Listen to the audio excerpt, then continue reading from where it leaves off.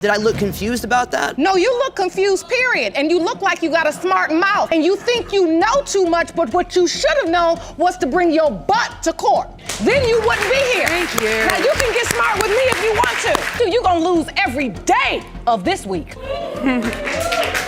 So you're saying you said it out of spite? I did, and it was wrong. To this day, I hate when women do that, especially when Then why'd you do it? And Ms. Jones, because it felt good. Listen, But you said it with the look on your good. face like it was the truth. I know, you know what? You're known to tell the crushed truth. you You know too, what? and it did. It did crush you. She was trying to get the attention of other men. How? She was texting other men. She was going to see other men. She was using me like. Using you for what? Using me for a place. I wouldn't didn't give you need to money, live with so you. I was went living to with my another ex-boyfriend to dad. get money. Mr. Watson kicks things off with a bombshell. He's here to prove he's not the dad of a 4-year-old kiddo named Kevin. He's pretty sure one of the 2 other dudes Ms. Mahoney was hanging out with while he was away could be the father instead. Talk about starting with a bang. Mr. Watson, you are in court to prove that you are not the biological father of the defendant's 4-year-old son, Kevin. You say that while you were away, Ms. Mahoney was having sexual relationship 2 different men, and either of them could be the father. Whoa there, Ms. Mahoney isn't messing around. She's almost certain, like 99% sure that Mr. Watson is indeed the daddy. He's brushing off those cheating claims like it's nothing. Her confidence is through the roof. You say you are 99.999% sure that Mr. Watson is the father and denies accusations of infidelity. All right, folks, strap in because Mr. Watson just dropped a major truth bomb. The results of today's DNA test could either make or break their engagement. If the kid ain't his, he might be hitting the road for good. You say today's results will determine the future of your relationship. I've known her since we were kids. We need to get these results because, you know, we are engaged and I would like to marry her and I really hope this is my son. And you say the relationship's on the line, meaning if the results don't turn out the way you would like, the relationship, the marriage, everything? It's out the window, Your Honor. It's over with. Really? Pay attention here because things take a serious turn. Ms. Mahoney talks about how all this daddy drama is really messing with little Kevin's head. He feels rejected and it's breaking her heart. Sad stuff, really. And Kevin's 4, so he understands this rejection. Yeah, it takes him really hard. He's sheltered now. And so, Mr. Watson, you are rejecting the child? Yes, Your Honor. I'm not the dad, that's why. When I was away, when I came back, she was cheating and she has a bad reputation of being basically, as I'm gonna say it, the neighborhood hoe. Oh boy, it's getting spicy. Mr. Watson accuses Ms. Mahoney of playing house with 2 other guys who were supposedly showering her with gifts, but she claps back saying they were just helping her out because she was broke. A classic, he said. She said. She had 2 men staying with her and they were showering her with gifts and taking care of her. Now, me as a man personally, I'm not gonna do that for no woman. Being a man, though, you should have left me. I never left. Miss Mahoney, did you have 2 men living with you? Yes, ma'am. You did? I had no job. I had nothing to fend for myself. They were close family friends, and they just wanted to help me help them.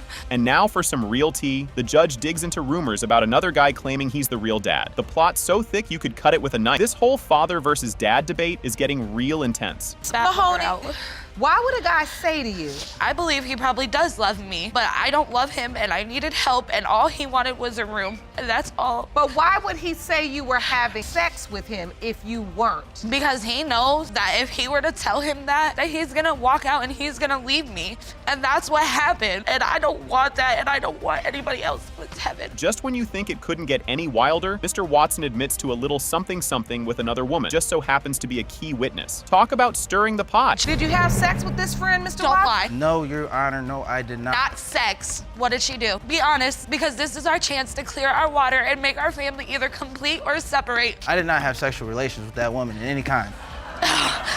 We've heard that before. Right. Was there sexual contact? Yes, Your Honor. So how can you not expect this woman? Here it comes, the big reveal. Drum roll, please. It has been determined by this court, Mr. Watson, you are the father. See? I love you. I love you so much. So, get this. Ms. Hanger claims Mr. Babbitt should cough up child support since there's already an order. She says he's dodging his dues for their daughter, Chloe, and there's no need for a paternity test. Watch as she lays down the law. You claim the defendant has already been placed on child support for your daughter, Chloe, and therefore there is no reason to administer a paternity test. You've dragged him to court to order he pay the support he has been neglecting. Buckle up, here's Mr. Babbitt's comeback. He's calling for a DNA test. Dead sure he's not the dad, and he's got some receipts to prove it. Stay tuned, because he's about to drop some bombshells. Mr. Babbitt, you petitioned the court to order a DNA test because you are 100% certain that you are not her child's father, claim to have proof to support your case. The court must decide if there is enough evidence to administer a paternity test. Oh boy, things get spicy. Mr. Babbitt brushes off any likeness to Chloe as rubbish, leaving Ms. Hanger fuming over his denial. Grab your popcorn, because it's about to get even juicier. She even looks like him when she's identical to him. Ooh, just because you frame her up there and put her next to my family, that's not actually a DNA test. Okay, you'll get it. Don't worry about it. Mr. Babbitt, you say you're certain you're not. All actuality, I mean, like, no, I don't believe it. You're blind, dude. You're blind. A medical professional at all giving me the opinion that you were pregnant would have been good too. Let me understand this situation. I don't know how you two even ever had sex. Mr. Babbitt thinks the child support papers on his porch are bogus. Claims it's all a setup and he's not buying it. What's next? Oh, you'll want to see this? How did you end up on child support? I defaulted, I suppose, as they say, because I didn't get served. They dropped papers off on my porch or my grandmother's porch. No, I showed seen the paperwork from them. It's Jane Doe signed it, but that legally states that you've received this paperwork. Or did you say that dropping the paperwork off, not talking to me? No, they showed me the paperwork of somebody signing it. So there was no coincidence that after you showed up on my porch. I asked them. Judge Lake dives into the paperwork, showing Mr. Babbitt owes $272.50 a month. But wait, he says he never got the memo. Confusion much. Things are about to clear up. Or maybe not. So this is paperwork, supposed to pay $272.50 per month in child support. I actually never got the paper. Here's the paperwork that I got. It was to my restaurant, and it was stated, it says you're supposed to be paying child support for Chloe Hanger. Didn't give a middle name, didn't give a social security number. On the birthday panel. They're not going to give you her social security number. Why, if I'm the father? You felt like it was like something fraudulent? Well, yeah, if I would have got a letter that had it like postmarking on it. You won't believe this. Mr. Babbitt basically ghosted the court, got him named as the dad by default. He missed the memo, literally. What's he gonna say to that? Keep watching. And now you are responsible for child support. They told me because son or daughter. I'm sorry? If it's my child, I will be. You're correct. Well, no, you're responsible for it now because you were named the. They gave him 30 days after he did not show up for this DNA test. They gave him 30 days to appeal it, and he never did. I can still appeal it. This has to do with the fact your failure to appear caused you to be named the father by default. Judge Lake isn't having any of Mr. Babbitt's sass, telling him straight up he's messed up by ignoring the court. Oh, and it gets better. Check out what's coming. Did I look confused about that? No, you look confused, period. And you look like you got a smart mouth. And you think you know too much, but what you should have known was to bring your butt to court. Then you wouldn't be here. Thank you. Now you can get smart with me if you want to. Dude, you're gonna lose every day of this week.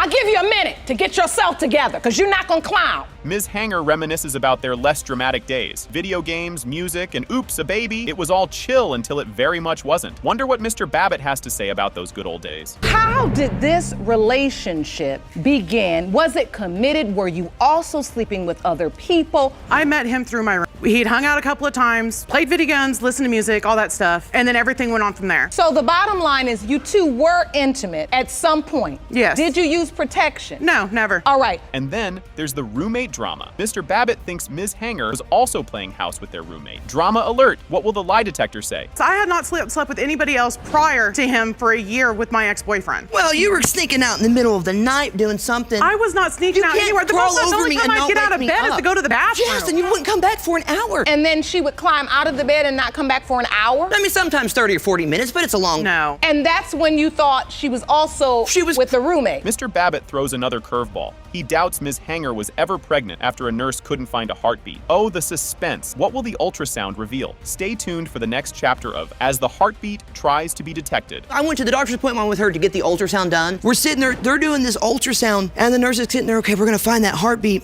And then the nurse is kind of going over her stomach. It wasn't an ultrasound, it was a fetal Doppler. Two different things. Well, anyway, it's supposed to detect at 6 weeks and you're 7.5, and the nurse told me no. Too early to probably tell. No, You were she supposed did to go to not. the next appointment, and you took off to Florida. Enter Mr. Babbitt's dad with a plot twist of his own, backing Ms. Hanger and claiming Chloe is totally their grandkid. Family ties or family lies? Let's find out. You're Mr. Babbitt, Royce's father. Correct. And you're standing with the plaintiff. Because Chloe is our granddaughter. He'll take in anybody's kid. And I've got a You picture do here. believe that? That's evidence. Yes, I truly believe that. And you brought evidence. It's my baby picture with Chloe. This is a picture of My baby picture. your baby picture on the Correct. left And and Chloe. Chloe's baby picture on Right. the right. Oh snap, the lie detector test just threw in a wrench, showing Ms. Hanger might have been more than just roomies with the roommate. But don't jump to conclusions, there's more to this saga. This lie detector test was issued. Did you have sexual intercourse with your roommate after March 2013? You said no. The lie detector indicated deception. That can't be. No, something's not right with this. I swear on everything. I did not touch my roommate. That is on my daughter. That is on my family. Finally, the DNA results are in. It has been determined by this court, Mr. Royce Babbitt, you are her father. I guess. Buckle up, folks. Miss Jones and Miss Hernandez storm into the courtroom, each gunning to prove that Mr. Trevino is the daddy-o of their kiddos. They're not pulling any punch, and you can feel the tension crackling. Just wait, the tea's about to spill. Ms. Jones and Ms. Hernandez, you are each here today to prove to a man that he is the father of your children. Now, that man, Mr. Trevino, is waiting outside the courtroom, will join us shortly. Now, Ms. Jones, you say Mr. Trevino is denying your child, and you say it has a lot to do with Ms. Hernandez. You won't believe this next part. Miss Jones throws shade, accusing Mr. Trevino of dodging daddy duties, all thanks to Miss Hernandez's influence. In struts Mr. Trevino right into the lion's den, hoping to clear the air. Keep watching, it's just getting juicy. He's denied her back and forth. He says, I'm not the father, I am the I'm not father. denying, I'm simply requesting the truth. My You family have- and I have done a lot. Keyword, your family. You are the father. Remember that. You have not been there. So you saying I haven't helped you? Though you're claiming he's denying paternity. He has several times, back and forth. And that's your fault. Talk about a plot twist. In the heat of the moment, Miss Jones drops a bombshell, admitting she once told Mr. Trevino he wasn't the father during a spat. The courtroom erupts into chaos, with both parties letting loose, forcing the judge to step in and calm the storm. Hang tight, more fireworks are on the way. So you're saying you set it out of spite. I did, and it was wrong. To no. this day, I hate when women do that, especially when Then why'd if you there's do a it? good And Miss man- Jones- because it felt good. Listen, But you look, said it with it the look felt on your good. face like it was the truth. It I know, felt you know good what? You're because I known knew to it tell the crushed truth. you know too, what? and it did. It Let's did get crush some you. It order. did crush you. Let's get some order. Oh boy, here we go again. The argument heats up as the ladies lay out Mr. Trevino's flaky father figure antics, questioning his commitment and consistency. The judge dives deep, trying to untangle this messy web, he said, she said. Stick around, the climax is up next. Well, the truth is that she admitted that when she said it, it felt great. It felt. But It still she felt- said I she used to said it feel out of bad. spite. But in your mind, your doubt centers I don't around care the how mad you are. You don't tell a man that You he is don't, not the and I daddy. agree. All right. But it felt After I good. bent over backwards and worked hard to provide. Work What hard. do I you bet call your it? back is in perfect condition because you worked so hard. Work, right?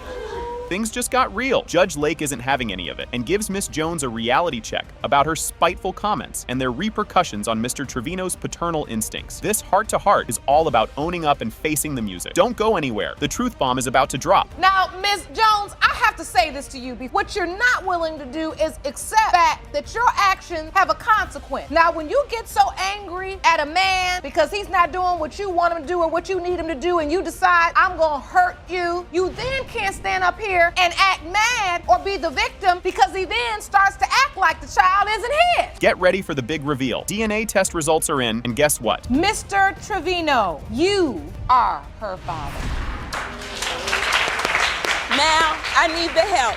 Buckle up, folks. This roller coaster is just getting started. At the beginning of the episode, the case of Lyde versus Ellis is introduced. Ms. Lyde claims that Mr. Ellis, the defendant, is her biological father, a claim he vehemently denies, attributing it to his certainty that Ms. Lyde's mother was unfaithful during their relationship. Strap in, because the drama's about to ramp up. Ms. Lyde, you say that for 26 years you have known only one man, the defendant, Mr. Ellis, to be your biological father, and you're devastated that he is claiming you're not his. Here comes comes the juicy bit. Mr. Ellis throws shade, doubting paternity because he's convinced Ms. Lyde's mom played the field. He spills the tea on their rocky romance, all soured by her alleged side dalliances. This guy's skepticism is off the charts. Just wait till you hear what's up next. Total soap opera vibes. So you say that Ms. Lyde's mother was unfaithful during your 7-year relationship and that you are certain you are not Ms. Lyde's biological father. You are here to prove that in court and to clear your name. Grab your tissues. It's sob story time. Ms. Lyde unpacks her suitcase of childhood woes, talking about growing up without Mr. Ellis and missing out on that daddy-daughter bond. It's got her all mixed up about who she really is. Oh boy, grab more popcorn because the plot's about to thicken. I didn't really have a relationship with Mr. Ellis. Growing up, it was just me and my mom. I've been in and out of group homes, foster homes. When you hear her talk about her life without you, the man she believes is her biological father, how does that make you feel? I feel for her and all, but I'm not her father. Look bright as she is. I mean, I ain't no doctor or nothing, but I'm pretty sure two people this color ain't gonna make no baby this bright-skinned. Wait, what? Plot twist alert. Mr. Ellis drops a bombshell about some old DNA supposedly proving he's not the daddy. But Ms. Lyde's heard a totally different version from her mom. Confusion is in the air, folks. Make sure you're sitting down for the incoming bombshell response. When I was away, your mother sick child support on me. They did the DNA test. I gave her the papers. They garnished my check. Mr. Ellis, explain that. You had a DNA test already. Yes, when I was away, her mother called child support on me. They came and took the DNA test. You got the results back? I got the results back. It was 99.9 that I wasn't the father. I showed her the paperwork. Can you feel the suspense building? Things get really tangled when Ms. Lyde's mom, Ms. steps in and contradicts everything Mr. Ellis just said, claiming the DNA test actually gave him a thumbs up as the dad. The tension is palpable. Eyes on the screen, because the courtroom is about to turn up the heat. Was there a DNA test performed? This DNA test got was from her, juvenile court, but they never showed to court. So the bottom line is a DNA test was performed, yes or no? Yes. What were the results? They said in the court 99% yes. That 99.9% that yes, he was Danielle's biological father. Yes. Did someone say drama? Emotions hit the roof as Ms. Lyde vents big time about being the tennis ball in her parents' messy game. She talks about how not having a dad messed with her head and love life. And folks, you'll need to see what's coming because when they spill the DNA tea, jaws will drop. I feel like, because I'm a mom, and I feel like if you are old enough to, like what you guys went through was not my fault. And you guys should never have involved me in anything that you guys were going through. I will never put my kids through that. You guys should have settled this the right way, the appropriate way, not wait for it to see the outcome of it. This is the outcome and you're right, and that's why for years. And here's the big reveal. It has been determined by this court. Mr. Ellis, you are the father. Whoa! I knew it, yes! Boom!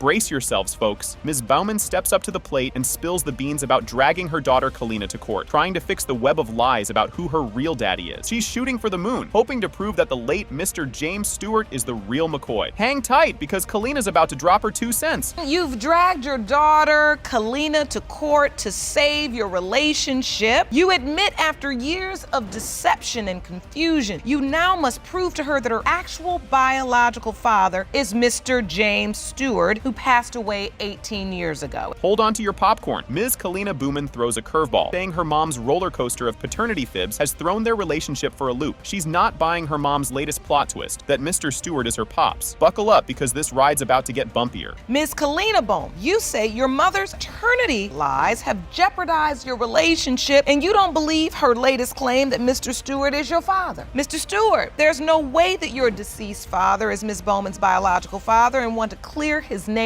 in court today. Here's where it gets juicy. Angela Booman dives deep into the messy ocean of their relationship. Confessing her fibs about Kalina's dad have really muddied the waters. He's on a mission to scrub clean her past mistakes and mend fences. Watch out for what's next. It's a doozy. Over the years, I have lied to my daughter. For the past 4 years, it's become very hard on our relationship. I used to be real close to her. Now it feels like literally tore it completely apart. I need to prove to her that her father is James Stewart. When I first met Mr. Stewart, I met him at a company that I worked with, and we started working, became friends and everything real close. We became sexual. It got to where I found out there was somebody else. Can you feel the tension? Kalina lays it all out, talking about how tricky it is to vibe with her mom because of all the secrets and lies about who her dad really is. She's spinning in circles, trying to figure out what's what. The saga continues, and you'll want to see what's thrown into the mix next. It's been hard because the simple fact I don't know when she's lying or telling the truth anymore. when it comes to my And life. so she told you another man was your biological father. Yes, Your Honor. So when did you find out that he was not? I found out during the summer going into high school that he was not my father. Grab your tissues. Helena reminisces about the bombshell day she found out Mr. Watson wasn't her biological dad. Fact she uncovered by sneaking a peek at the paternity test results. Talk about a plot twist that could break your heart. Stay tuned, the truth unfolds even more in just a bit. And I was confused because all these years you told me that Mr. Watson was my father. Then when we went to go take the test, when the test results finally came back after 2 weeks, I was nervous and didn't know what to think, and I read the results even though she told me not to. Why she lied to me for 16 years, I didn't know what to do, so I stopped talking to her for a month and a half. Oh boy, here it comes. Angela drops a bombshell in the courtroom, admitting she made up a whole letter to keep Mr. Watson on the hook, thinking Kalena was his kid. Talk about a desperate move for love. The crowd's reaction to what happens next is priceless. You gotta see it. I did it because I was actually in love with Mr. Watson. And it was, I wanted a child, this is my child. And I lost contact with Mr. Stewart, so I left it alone. So you wanted him to think that Kalena was his child so that you could hold on to him. You cannot use a child to keep a man. It doesn't work. It never works. No way, Jose. James Stewart steps into the spotlight, tossing cold water on the idea that there was ever a paternity test plan. He reminisces about his dad's upfront style and how growing up siblingless was a bummer, totally doubting Angela's sketchy tale. But wait, there's more. Stick around for the jaw-dropping reveal. I was 13. My father told me everything. I ain't had a sibling 28 years. 29 years. My baby brother got killed when he was 2. So I would have wanted a sibling all my life. My father would have told me that. He didn't want to bring her out until the test was completely He wouldn't done. hide the hell nothing from me. My father told me everything. That's why I can't believe it, because there's so many women that done did this, said that their kids was mine, and I had to grow up without a sibling. That hurts. Oh boy, here we go. The case of Chirpis versus McQueen kicks off with some serious accusations flying around. Ms. Chirpis claims Mr. McQueen ditched their 9-month-old daughter, Aria, and bailed out of. She's pretty convinced the DNA test will slap him with a big old dad label and force him to stop dodging his daddy duties. Let's see how he wiggles out of this one. Ms. Chirpez, you claim you and your grandmother have been given no choice but to drag the defendant into court today because you say he moved away and abandoned your 9-month-old daughter, Aria. You believe the DNA results will prove that he is her biological father, and you demand he stops running from his responsibilities. Wait for it. Mr. McQueen fires back. He claims Ms. Chirp's wandering eye for other dude is why he hit the road. He's betting all his chips on the DNA test, showing that baby Aria's real pops is some other guy. Grab your popcorn, because this is just heating up. Mr. McQueen, you claim that Ms. Chirpez's relationships with multiple other men is what drove you away, and you believe that today's results prove baby Aria's father is another man. Get the tissues ready, folks. Ms. Chirpes lays it all out, telling us how Mr. McQueen's fatherly contributions have been, let's be honest, pretty pathetic. Like one measly box of diapers pathetic. She's all kinds of upset, thinking back to better days when he promised her the moon. Strap in, it's about to get bumpier. He has bought her 1 box of diapers, like 2 things of wipes. So she's 8 months old, 9 months old, pretty much nothing. And I can see that that really hurts you. You very angry about that? Like he had promised. And how was that? Definitely not like this. I had moved out to go live with him, and we had actually planned on having her. Everything went downhill from there. Here comes Mr. McQueen's side of the story. He admits, sure, he's brought over some diapers and wipes a couple of times. Basically, the bare minimum. Despite questioning Aria's paternity, he insists he's tried to step up in his own way. Next up, we dive deeper into the soap opera that is their relationship. Have you done anything for this baby besides just these diapers? The first day I met her, brought her diapers. Third time she let me see Aria, I also brought her diapers and wipes. The last time that I was trying to see her before I did leave the state of Michigan, I dropped off clothes and boxes of diapers and 3 packs of wipes to her grandmother. And the plot thickens. We get a sneak peek into their rocky relationship, complete with cheating and trust issues. Mr. McQueen confesses to playing away, but suggests Ms. Chirpis might have been playing the field too. Oh boy, let's see how she handles that accusation. I have doubts because I didn't have her full attention when we were together. She had more interested in getting other men's attention than mine. So tell me, what was the nature of your relationship? Were you committed? Yes, we were committed, yes. You were boyfriend and girlfriend, Ms. Chirpez? Yeah.